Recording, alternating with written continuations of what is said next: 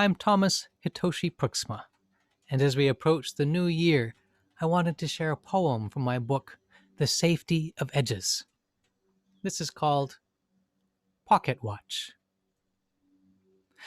Each day when I remember, I wind the old watch, hanging from its stand where it watches my desk. You told me you liked it, Grandpa remembered. Take it, you should have it. Lloyd fixed it last year. It runs well enough for its age.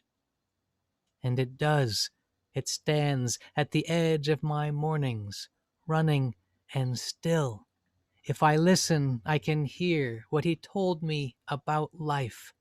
Time passes faster than you think.